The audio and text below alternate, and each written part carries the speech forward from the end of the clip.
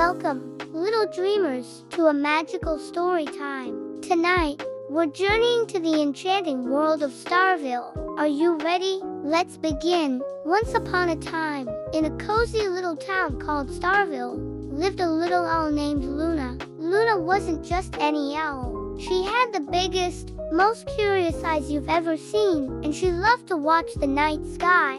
Every evening, she would perch on her favorite branch and count the twinkling stars, one by one. But tonight, something was different. As Luna's big, round eyes scanned the velvety black canvas above, she noticed an empty spot. A tiny, familiar twinkle was missing. Oh no! She hooted softly, her feathers ruffling with concern. It looks like someone has lost a star. Luna knew she couldn't let a star stay lost. It belonged in the sky, shining down on everyone. She had to do something. With a determined flap of her wings, Luna swooped down from her branch. She knew she couldn't find a lost star all by herself. This was a job for the Star Finders team. First, she flew to a tall oak tree where her best friend, Pip the squirrel, was busy arranging his acorn collection. "Pip," Luna called out, "there's an emergency. A star is missing from the sky." Pip's bushy tail twitched with excitement.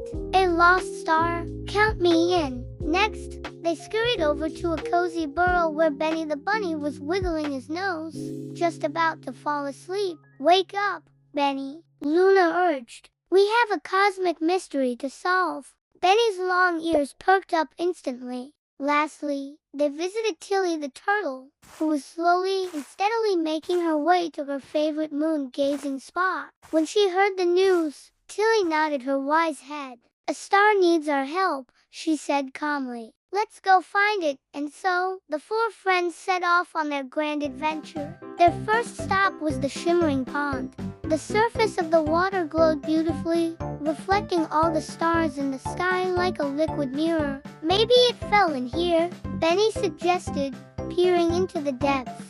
The water sparkled and twinkled with so much starlight, it was hard to tell. Pip, being the energetic squirrel he was, leaned a little too far over the edge to get a better look. Splash! He tumbled right into the cool water. He popped back up a second later, sputtering and dripping, with a lily pad on his head like a funny green hat. Luna, Benny, and Tilly couldn't help but giggle. Pip shook himself dry, sending a spray of sparkling water everywhere, and laughed along with them. The lost star wasn't in the pond, but their spirits were high. The friends continued their journey into the Whispering Woods. As they walked, the leaves on the ancient trees rustled and seemed to talk to them in soft, sighing voices. "Who are you looking for?" a wise old oak seemed to whisper. "We're looking for a lost star," Luna hooted back. The trees rustled again, their branches pointing the way. "It rolled that way," they sighed, "towards the rainbow isle." The friends giggled at the funny, windy voices of the trees. They followed the path the trees had shown them, feeling more and more excited. The trail was getting warmer, and the air seemed to hum with a gentle magic. They knew they were getting close. Finally, they arrived at Rainbow Hill. It was even more amazing than they had imagined. The hill was made of smooth, colorful light, like a solid rainbow you could actually touch. And there, right at the very top, was the lost star, twinkling nervously. The problem was, the hill was incredibly slippery. "How will we get up there?" asked Benny. Luna had an idea. "Let's slide," she chirped. One by one, they tried to climb, but they just kept sliding down, bumping into each other and laughing. It was like the most fun slide in the world. They slid up, slid down, tumbled, and giggled, working together in pairs with one final push. They all reached the top together and landed in a happy heap right next to the little star. With the star safely in her gentle grasp, Luna knew what she had to do. She flew up into the night sky, higher than she had ever flown before. She found the empty spot where the star belonged and carefully placed it back into its home. Instantly, the star twinkled brighter and more joyfully than ever before, as if to say thank you.